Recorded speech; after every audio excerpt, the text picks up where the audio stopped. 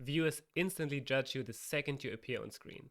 And if they don't like what they see, they will leave. But what if you could not only make them stay longer, but even get them hungry for more, so they binge watch all your videos and you turn those cold viewers into hot buyers. So in this video, I'm going to show you the exact simple 5-step framework I've been teaching my clients, and that brought back tens of thousands of return viewers to their channels.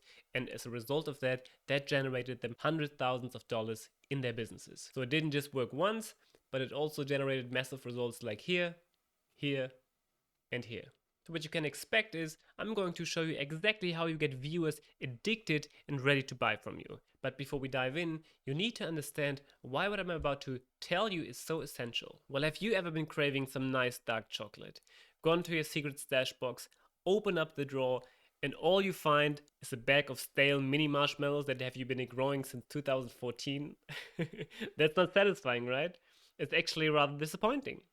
And well, this is the disappointing feeling your viewers have when your videos doesn't match with what they thought they're gonna click on. So your viewers' expectation is absolutely key. If you're missing it, your content will fail.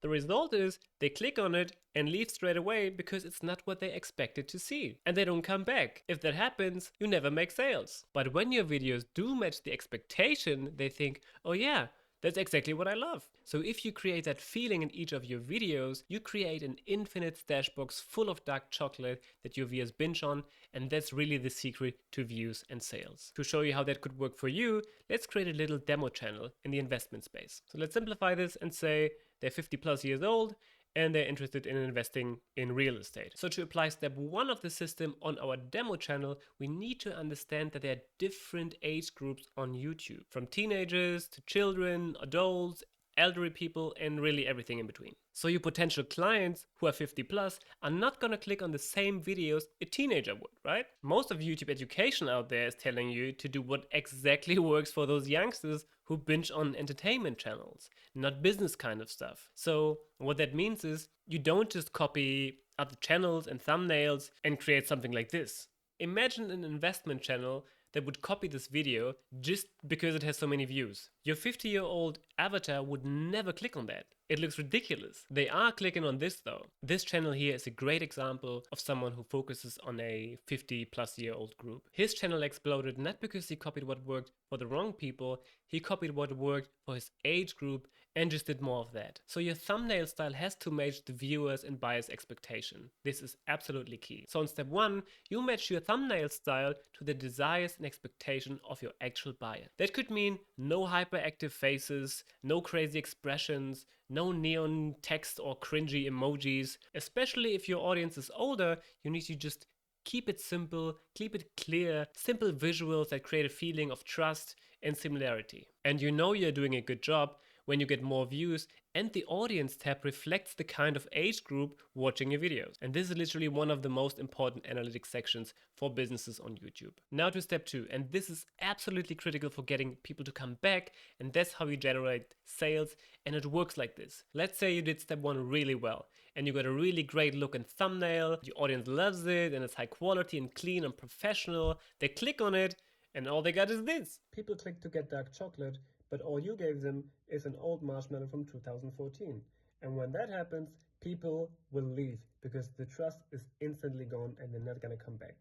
So what should you do instead? So you probably have seen low effort style thumbnails and like zero production quality videos where people just press record, and you wondered how on earth does these people get so many views on their videos when I put in so much work and get none? Well, one of the big reasons is that their viewers see the unpolished kind of raw looking thumbnails and they hit play because they expect exactly that. And the rawness of what's inside matches the packaging. So the packaging matches the product, so they stay because that's what they expected, right? So, but what about you? Should you go high level or totally raw and unpolished? Well, that depends on who you're trying to attract.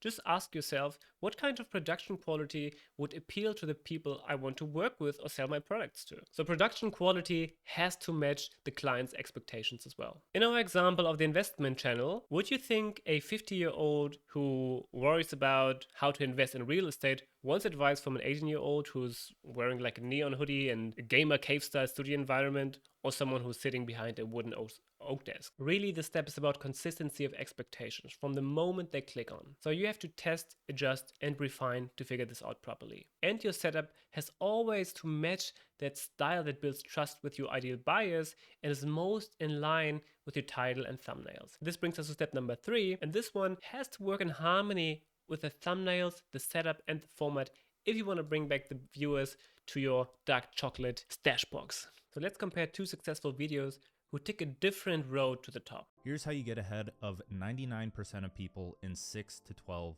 months. Become brutally aware of 2 things. The first is what you don't want. The second is where you will end up if you keep doing the same things in life. Observe the masses and see where mindless action leads. It's not pretty at all, by any means. And the other one you probably know is Alex Hormozi.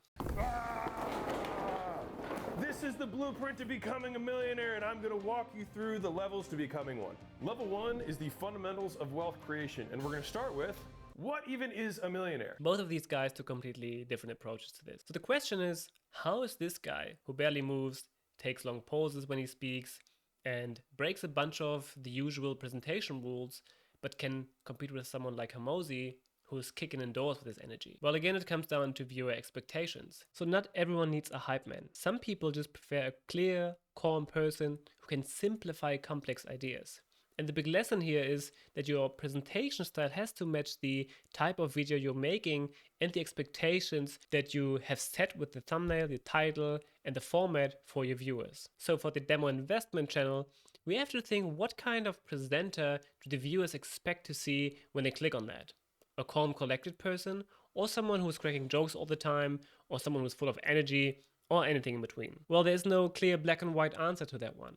We have to test it, make sure it fits the viewer expectations, and really figure this out. Now here's the next step, and this one stops one of the biggest mistakes people make on YouTube. And it's about chasing a perfect flat retention graph. And everyone on YouTube tells you to get obsessed over this. The common advice is to have a graph like this. But this is only true for entertainment channels, because they are playing a volume game. They have to have lots of people watching their videos and stay engaged to the very end, so YouTube recommends it to even more people. But for educational channels who sell products or services via YouTube, that's not at all what we want. We actually want the opposite. Let me explain. So if our demo investment channel would make videos for a broader audience, they sure would get way more views.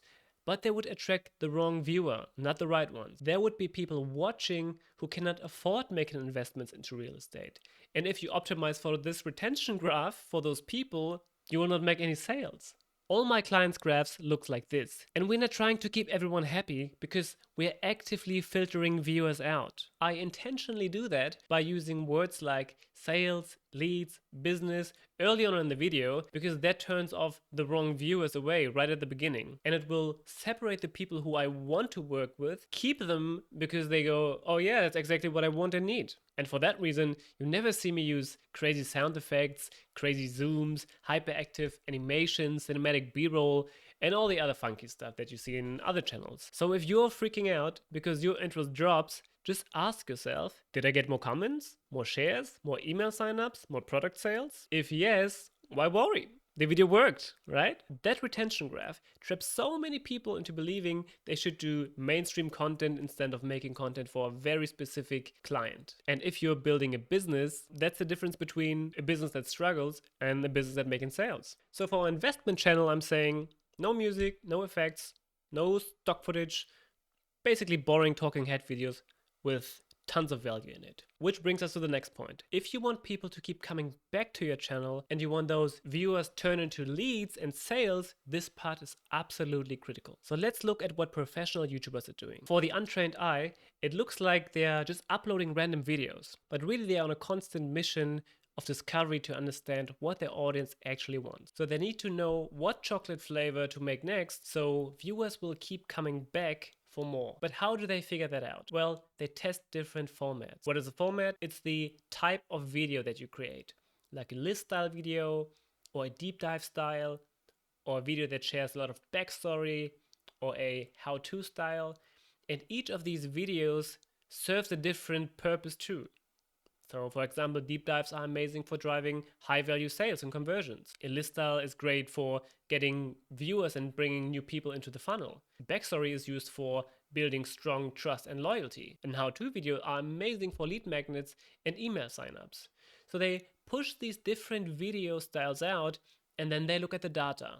And by data, I mean they want to see what that audience actually liked about those videos they created. What got them views, what got return viewers, what actually built the business. So they look at clicks, return viewers, comments, shares, likes, email signups, conversions, sales, right? They look at all of that. And after looking at that, you simply do more of what works. The data tells them exactly which format brought in the most sales, built the best trust, or the most repeated viewers. Now that you know the steps to get viewers addicted to your videos, you need to make sure you can turn those viewers into hot buyers by creating a system that turns them into hot buyers. Watch this video next to see exactly how my clients do it and generate thousands of dollars on autopilot.